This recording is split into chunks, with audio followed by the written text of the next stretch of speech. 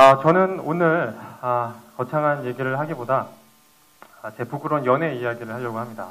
그래서 얘기를 하는 도중에 제가 좀 부끄럽거나 겸연쩍은 순간이 있을 수가 있어요. 그때는 제가 머리를 이렇게 긁을 겁니다. 머리를 긁으면 박수가 나와야 됩니다. 그래서 제가 쑥스럽지 않도록 도와주시는 걸로 알고 제 토크를 시작하겠습니다.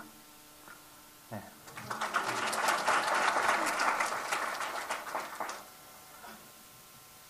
오늘 주제가 가지 않는 길이잖아요.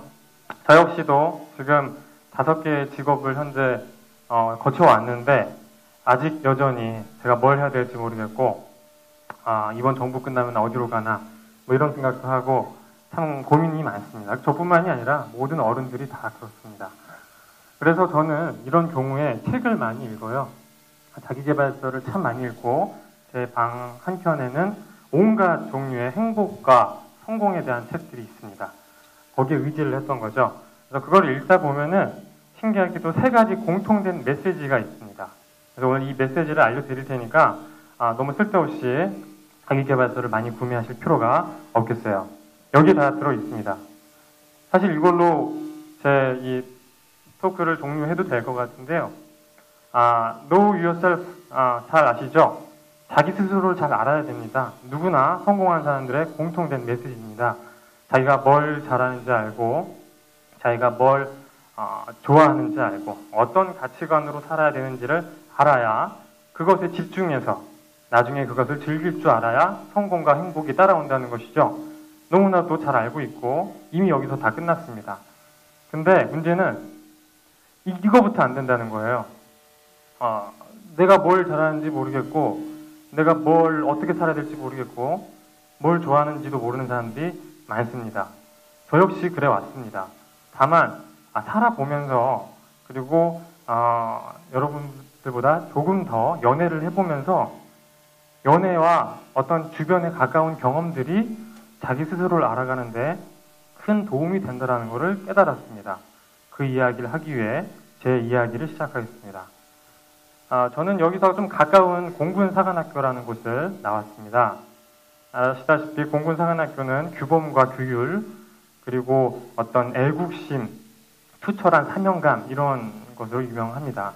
그래서 저 또한 그런 사람인 줄 알고 생각하는 사람들이 많습니다. 근데 저는 그렇지 않았습니다. 저는 시체놀이를 제일 좋아했습니다.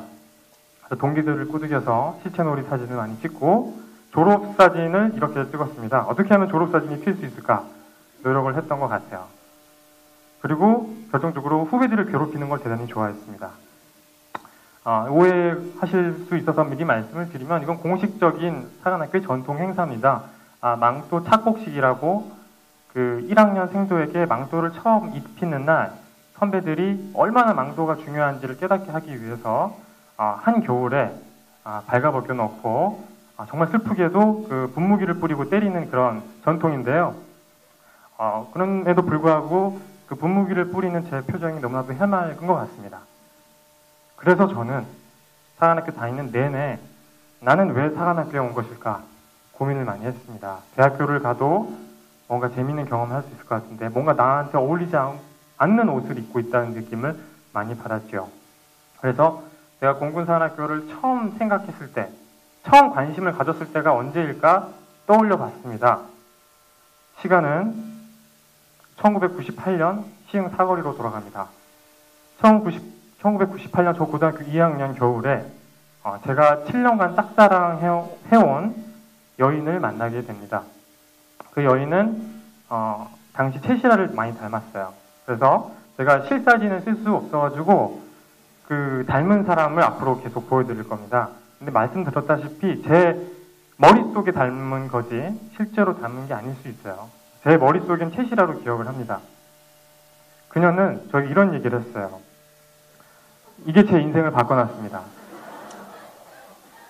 정말 어떤 과장이 없이 이 말 한마디가 저의 인생을 송두리째 바꿔놨어요. 이 얘기를 듣자마자 저는 그녀에게 내가 어떤 길을 가고 싶다라는 얘기를 했던 것 같고 또 저는 좀 멋있어 보이려고 그 헤이즐넛 향 카푸치노와 함께 그녀에게 제일 비싼 파르페를 선물했던 게 사줬던 게 기억이 납니다. 그래서 집에 돌아오자마자 제복 입고 다닐 수 있는 학교가 어디가 있을까 고민을 했고, 뭐 사관학교, 경찰대 여러 곳이 나왔지만 그 중에 가장 현실적으로 뭔가 괜찮아 보이는 공군사관학교를 갔습니다. 근데 저처럼 이렇게 이성에 따라서 이성의 어떤 그런 문제 때문에 인생이 달라진 사람이 또 있었습니다. 마크 주커버그는 페이스북 창업 전에 페이스매시라는 프로그램으로 유명했었는데, 그 페이스매시가 하버드대에 있는 미녀 여학생들의 미모를 대결시키는 프로그램이었어요. 그 프로그램을 개발하게 된 계기는 당시 그 여자친구한테 실현을 당해서 일종의 복수심 내지는 유명해지고 싶은 욕심이었다는 말이 많이 돌고 있습니다. 다시 한번 처음 주제로 돌아가겠습니다. 우리는 누군가에게 자기 자신에 대해서 설명할 때 대단히 어려움을 느낍니다. 자기가 어떤 사람인지 잘 모르기 때문이죠. 근데 자기가 어떤 사람인지 알려면은 기본적으로 경험이 필요합니다. 그러한 경험에는 취미가 있을 수도 있고요. 공부나 아니면 여러 가지 사회 경험들 또는 뭐 여행 이런 것들이 있을 수 있습니다. 어떻게든 경험이 있어야 자신이 어떤 사람인지 알 수가 있습니다. 근거가 있어야 돼요. 근데 아시다시피 그리고 많은 학생분 여러분들은 경험이 턱없이 부족합니다. 그래서 저는 연애에 주목을 했습니다. 헬렌 피셔라고 미국의 유명한 인류 여류학자가 있어요. 그 여류학자는 남성과 여성의 사랑에 대해서, 그리고 사랑 감정을 느낄 때 뇌의 변화에 대해서, 삶에 어떤 영향을 끼치는 데에 대해서 연구를 많이 했던 그런 학자인데요.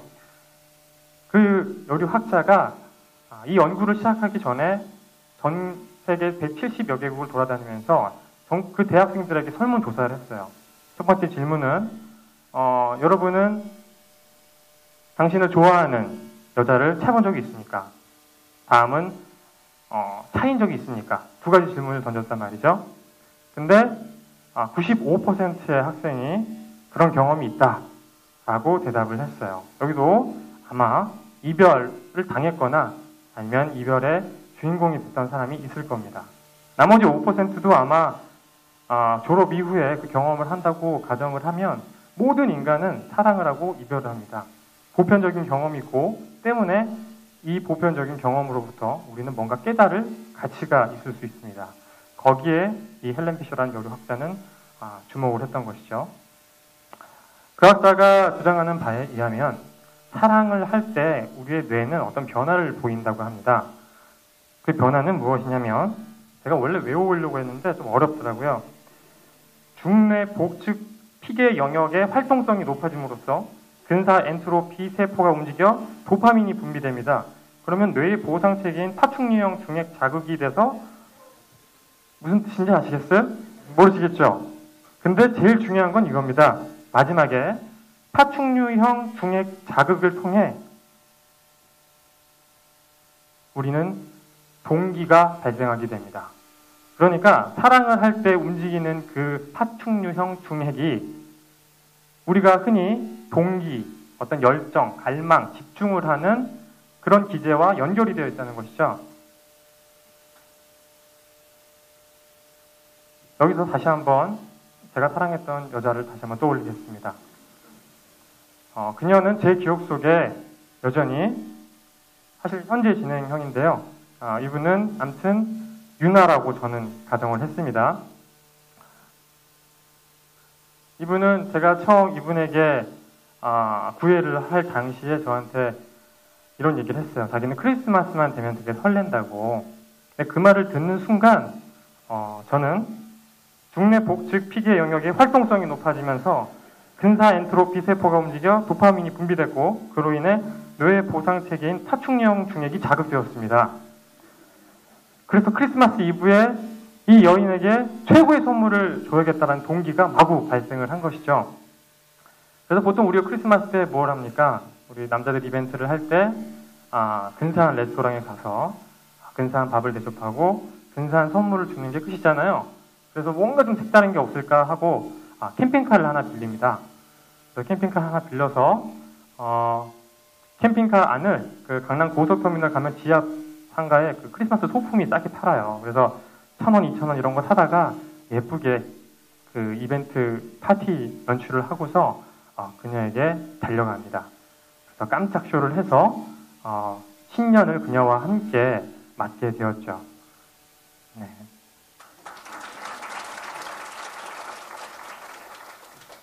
그래서 저는 누군가를 감동시킨다는 게 얼마나 큰 희열인지를 깨닫게 되었습니다. 그래서 이거를 일에 한번 적용을 해보면 어떨까라는 생각이 들어서 정규 업무와는 다른 별짓을 되게 많이 했어요. 그 중에 작년 6월 달쯤에 감각의 달인이라고 하는 강연 콘서트를 제가 당시에 같이 몸담고 있던 사회봉사단체 웰던 프로젝트와 함께 기획을 하게 됩니다. 그래서 총감독으로 진행을 했는데 이게 당시에 인기를 끌고 있던 김연우 그리고 임재범 콘서트를 누르고 예매율 1위를 하게 됩니다. 그래서 전석이 매진이 되었고 협찬금과 후원금을 포함해서 수익금을 전액 모아서 작년 12월 달에 군산에 어디 소외 아동을 위한 작은 도서관을 하나 건립을 하게 되었습니다. 네. 감사합니다. 그런데 이 사람이 연애를 하고 사랑을 할 때는 동기뿐만이 아니라 창의력도 엄청나게 발생을 합니다. 이거는 뭐 굳이 설명을 하지 않아도 우리가 알고 있는 모든 음악과 시, 소설, 영화, 예술 작품들이 다 사랑과 이별 이런 주제를 통해서 탄생을 했어요. 그래서 저는 이걸 상대적인 창의력이라고 합니다. 우리가 자기 만족을 위해서 하는 창의력이라보단 우리가 연애 편지를 쓸 때 대단히 창의적이 되는 것과 같이 누군가를 만족시키기 위해서 창의적이 되는 경우가 바로 이때라는 생각이 들었죠.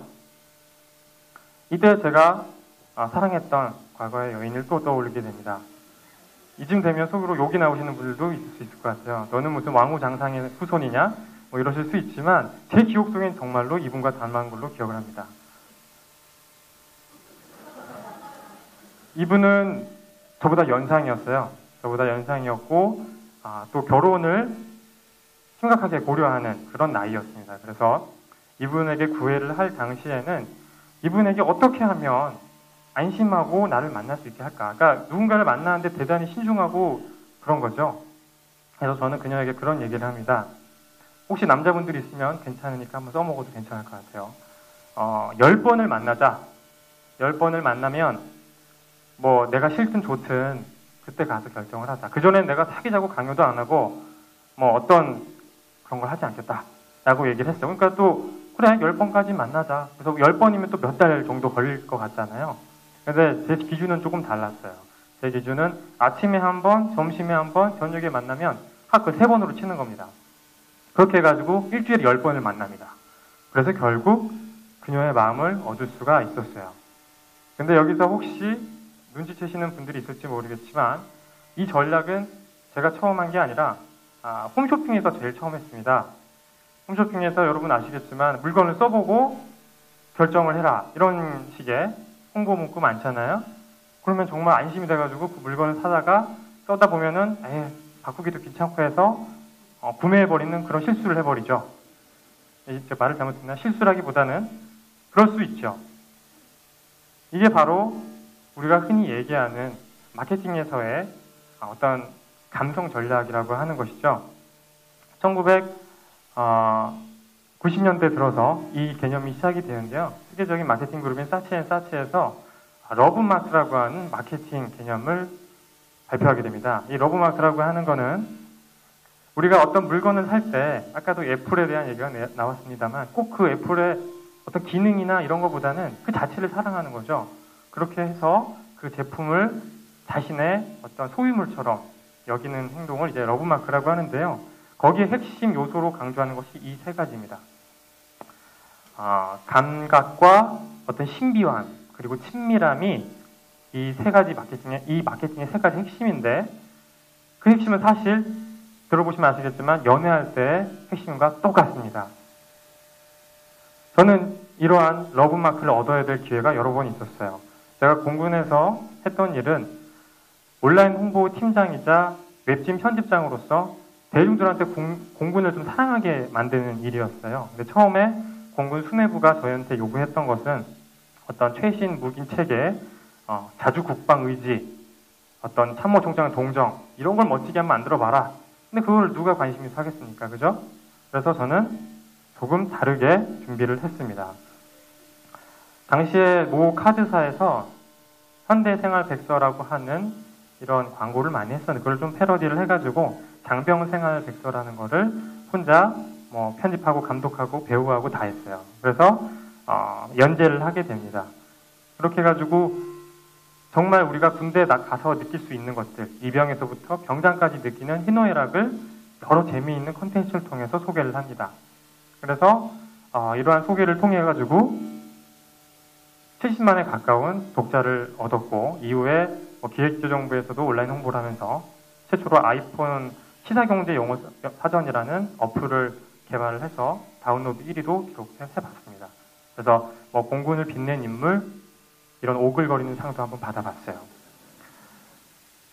근데 가장 중요한 우리가 사랑을 할 때, 연애를 할 때 느끼는 특질 중에 하나는 바로 이것입니다. 사회성.